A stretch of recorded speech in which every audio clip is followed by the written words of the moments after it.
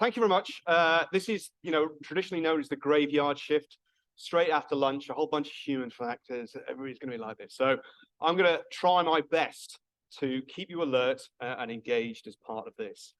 Now, I'm not going to spend a long time talking about my background, other than to say 25 years in the Royal Air Force, open circuit, technical diver, closed circuit diver, underwater photographer, done a whole bunch of research into the role of human factors and diving incidents, diving performance. And I founded a company called The Human Diver in 2016, which is the goal about bringing human factors, non-technical skills, just culture, psychological safety into the diving industry. And what I'm trying to bring along with this is a contrarian view, a diverse view of how safety is managed. Traditionally, we think as humans as the things that we need to fix, the erroneous, idiots, stupid divers, whatever, that we need to address. But actually, humans are incredibly adaptive. They manage to solve the problems that we give them. And most of the time, things don't go wrong. And that poses a bit of a problem when we're trying to manage safety. My talk this afternoon is going to talk about compliance provides an illusion of safety in diving. So start off with, what do we think about safety? Often it's this absence of accidents or incidents, and we measure safety by its absence. So when things go wrong, incidents, accidents, those are what we count. And so we say that when we don't have those, then we are safe, but that's not necessarily the case. So this guy, Todd Conklin, worked a lot in high-risk industries, nuclear industry. Safety is not just the absence of accidents and incidents, but rather the presence of barriers and defenses and the capacity of the system to fail safely. So the point here is that we put training programs, equipment certification programs, all of these things beforehand to try and create things to be safe. But in reality, we've got these errant humans. We've got these people who've got variable performance, and that means that they're going to make mistakes. So how do we create an environment where we can fail safely so we don't have a catastrophic loss of life? And what we're talking about here is soft things like teamwork, communication, decision-making. It could be about first aid training. It could be about emergency training. There was a comment from Marco just talking about validating the plans. When you've got an emergency action plan or a risk management plan, how often do you actually validate the processes in there? When was the last time you did a lift from depth to then do a surface tow to get somebody on the surface and then do a resusciani? And I know Mark Powell and Tim Clements did a joint video that looked at exactly this bit and what was involved in terms of the effort. So if you've got a plan, when was the last time you validated? Now, often we talk about compliance as being the easy way of resolving this. And this is the Challenger disaster. Space shuttle lost 73 seconds after launch. And often this thing called normalization of deviance, we talk about as rule breaking. But actually, if you read Diane Vaughan's book, Launch Decision, and the research she did over 9 years looking at that accident, it wasn't about rules being broken per se. It was about the perception of risk and how that was shifted. As far as those engineers were dealing, as far as they were concerned, they were following their protocols. They were managing compliance by the work that they were doing. And they shifted this perspective of what was risky and what was safe. And unfortunately, on that particular day, they end up losing the shuttle. And then a number of years later, they lost Columbia, and exactly the same thing. And they were limited in terms of their organizational learning. And there's certain things that we can bring from those high-risk industries into the diving space. Now, one of these frameworks is something called the organizational drift model. And this applies in all areas, not just at the organizational bit, but also your area. And this is where we bring in this concept of compliance. Now, work is imagined as what I think something should happen. And I'll expand a little bit more on this in a slide a little bit later on. We write the document sets, we write the training programs, we write the certification stuff, and then we hand it over to the operator, the dive instructor, the diver. And if you're in a leadership position within an organization, your assumption is that this is what keeps you safe. Anybody who's worked in a high-risk industry, you can look at your risk assessments, your method statements, the protocols you have, personal protection equipment, all of those. And when I work in high-risk industries, I say, how perfect are those? On a percentage scale, how complete are they? And most of the people go, 70, 80%, maybe 90, depending on what it is. That means that you're never going to be at this point where safety is created. So what happens is work gets done. It automatically starts below the workers prescribed. And people, they are managing the drift because they're trying to do a good job.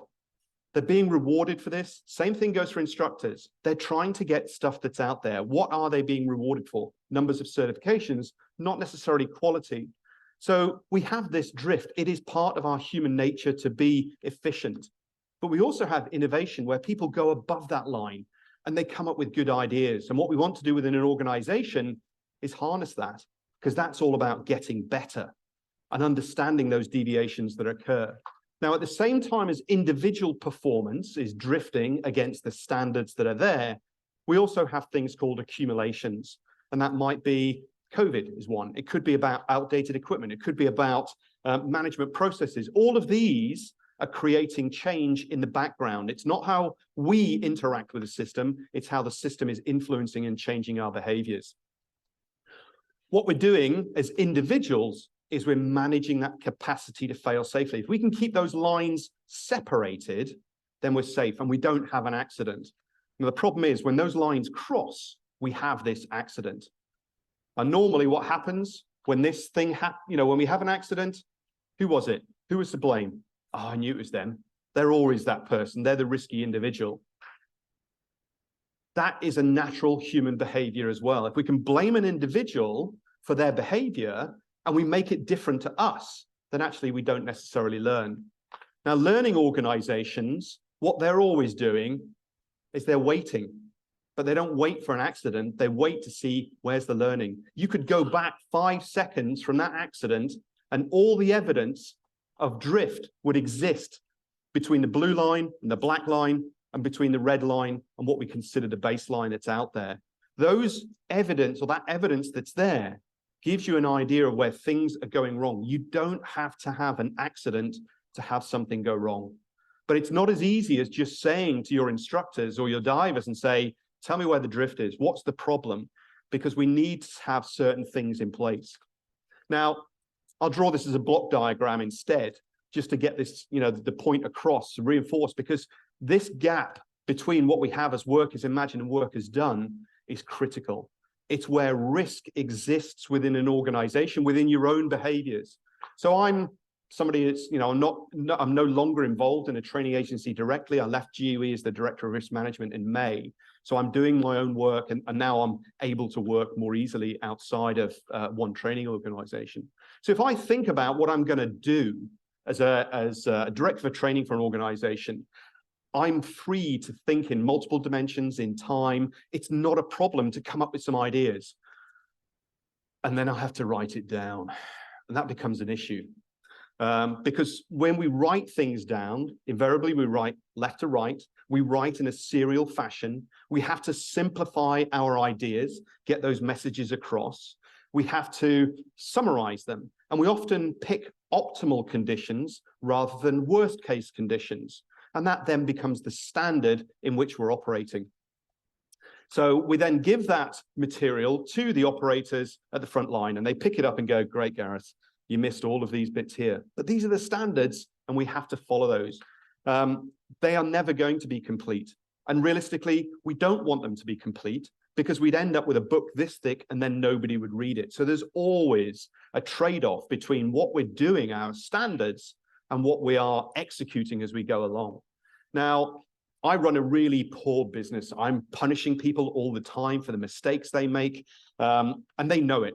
And so what happens is if I go to, say, Simon's one of my instructors, and I say, Simon, tell me what you do. When you go and teach this course, what is it you do?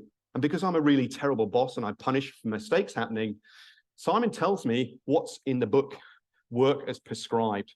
And I've got a whole bunch of data that I collected last year prior to the Human Factors and Diving Conference about this gap that exists, where standards are not being followed because actually the standards can't be followed in a manner that they should be. And comments that came back saying, well, nobody would know I break the rules until there's an accident. So there's a whole bunch of drift that goes on out there that we don't know about. We know anecdotally, but we don't know credibly with evidence. Now, I could also say that from an organizational point of view, given the litigation that's out there, if I don't ask the question, you can't tell me the answer. And we can't find out what the drift is that's going on. Now, actually, I'm not the complete git of a boss. I'm quite a nice guy. I want to find out what's really going on and find out how that drift is happening. So I say to Kirk, tell me, how do you execute this program? And he goes, you know what, Gareth, that material was rubbish. I've had to adapt it here, here, and here, and here's the drift, and here's how you can make things better, because I've created a psychologically safe and a just cultured environment. He knows that I'm here as part of a learning organization we're developing, and those breaks, those difficulties that he's having, this is about improving as a learning organization. That just culture and psychological safety is not something that we would see in the diving industry at large. Having seen some bullying that's gone on with a video of a diver in Florida diving in a cave system or cabin system with his son, the people jumping on top of others for making the mistakes that are there. We're not very good at creating that environment for learning. So what we have is this gap between what's written down and the reality that's there. Are we talking about compliance with a process, tick, tick, tick, tick, tick, or are we trying to get well-trained divers, educated divers who are able to dive out in the real world? This sort of bottom line here, operationally safe or safe from litigation. DEMA, about 5 years ago, there was a panel for insurance companies. And one of the comments was, as long as you tick your paperwork and it is 100% complete, then you'll be safe. And I put my hand up and said, do you mean safe from litigation or operationally safe? Because those are two different concepts. You can tick all the boxes, but you don't necessarily manage safety. And so safety is not done at the component level, the equipment level. Safety is created at the system level. And so I look at things like the CE marking, the testing for rebreathers. I get why it's there. It's safe as a product, but it doesn't necessarily deal with the product in the operating environment. And that's a presentation that Tim Clements gave at the Human Factors in Diving Conference last year, was, does CE need to include human factors? And the simple answer is yes. The difficulty is trying to get it in there because of the status quo bias and the problems and the challenges we have. And in fact, one student said to me, you know, Gareth, the problem with bringing human factors into diving is human factors. We have so many biases that prevent us from learning. And that's what I'm trying to do as best as I can in the training that I deliver. Because out in the real world, we need experience, not compliance. And this is a quote from Sully, the captain who ditched Cactus 1549 in the Hudson. His concept was making a decision, the best decision there and then, based on the previous experiences he had. As it said here, the balance was sufficient that I could make a very large withdrawal. And if you ever watch the film Sully and you look at the NTSB report or the panel that they had, and they ran across to Toulouse, they ran the tests, or with the test pilots, they ran a simulation, they got airborne, they hit the birds, and the pilots go tick, tick, tick, tick, tick, land back down straight away. It's like, oh, LaGuardia. And then they do the same thing for Teterboro, and they land back down. And Sully said, that's all well and good, but how many times had they done that before? Oh, that was their 17th attempt. All right, so they failed 16 times to get the simulation right. We had one go. And if you think about what could have gone wrong and the view of Sully as hero, if he'd made that approach into LaGuardia or Teterboro and piled into the tower blocks that were there, what would your thoughts been there? There was a lot of skill involved. There's no doubt about that. But there was also a significant amount of luck. And we judge things massively by outcomes. What we're trying to do is build experiences so we know the best decision that's out there. And that's not done by compliance. So what does this look like in practice? And this is a model from a guy called Gary Klein, did a lot of research in high-risk industries to start with. And so it started off with fire commanders. How do you fight a fire when you arrive on the scene? Well, follow the rules. Really? Let's have a look at the rule book. Actually, it doesn't tell us. What they would do is they would start to build experience and knowledge, and they would have debriefs. They'd tell stories, warts and all, where things had gone wrong. And so he came up with this model that basically said, I have a situation. I'm reaching I'll give a diving example. First time I went scallop hunting, I came back with about 4. My buddy came back with 24. It's like, hang on a minute, we're on the same scallop bed. How did that happen? I was looking, so cues, visual cues, pattern. I'm looking for a scallop that sits on the surface. I'm looking for a shell. And he went, no, you don't look at that. What you're looking for is the groove in the silt where they're filter feeding. That's where they are. Next dive, 24 scallops for me too. So what we have is this internal loop. That's where the experience is. The more mental models we have, the faster we can make decisions and the more accurate they are. That is about building experience, and it's about having feedback. So again, Marco talked about practice, practice, practice. It's practice that has feedback in a structured manner. We talk about debriefs going, often it's about what went wrong. Nothing, so we don't run a debrief. Let's talk about debrief questions. What did I do well and why? What do I need to improve on, and how am I going to do it? The why means you can replicate it again, and the how is about fixing something. The observations of what we did well and what we need to improve on are relatively easy. We need to look at the detail, and the quality of the debrief and the feedback is important. And this goes for an organizational level thing as well, but we've got to have that just culture and psychological safety. Now, diving, I said is about risk management. I've scored out the risk because risk is traditionally about numbers, and it's financial in concept. What we do is uncertainty management. What we're trying to do is bound the variability that's there. Anybody who uses a risk matrix at work in terms of determining risk, I'd ask you, how do you work out the probability of what you're doing? That's how most people work out the probability of events. And then you get an answer that says red or orange, and you're like, I know what, I'll just change the probability because I can't change the outcomes. So we end up frigging the numbers to get an answer we need. Uncertainty is managed through biases, heuristics, mental shortcuts. The ability to recall something as being a credible threat or an issue is important. We need to tell those stories, again, warts and all, about how it made sense for you to do what you did. If you sit at an organizational level, you create this framework, which is this Jenga tower here. We have a whole bunch of processes, procedures, systems that manage safety. And the problem is that looking down, like we have now, we just see these 3 bricks in a line. But when people go out and take that work as prescribed, and then they deal with the real world, they end up moving those bricks around. And when an accident happens, we sit there and go, oh yeah, it was that thing there. They didn't follow the rules. But in reality, how many little deviations and changes happen that are out there? And that is what I'm trying to do, is build resilience within the diving industry, the individuals and those that are there. And the difficulty when we set standards, and this is a quote here, Goodhart's law, when a measure becomes a target, it ceases to be a good measure. When we reward certain behaviors, as humans, we will game the system to the best advantage we can. In high-risk industries, we have number of days since the last reportable injury, 320 days. I've just had an injury, I've just had an incident, I've hurt myself.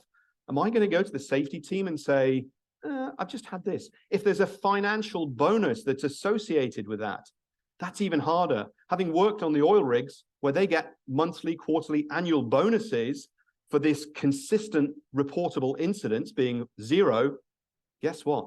Nothing happens. And you end up with situations like Deepwater Horizon, where they were getting awards for their personal safety, 5 years without reportable incident, and yet their process safety and the issues that were going on in terms of their performance actually was a problem, and then they ended up losing the platform because there are a whole bunch of other stuff that's going on. And that is my questions. Oops, for 32 seconds to go. Compliance, there we go.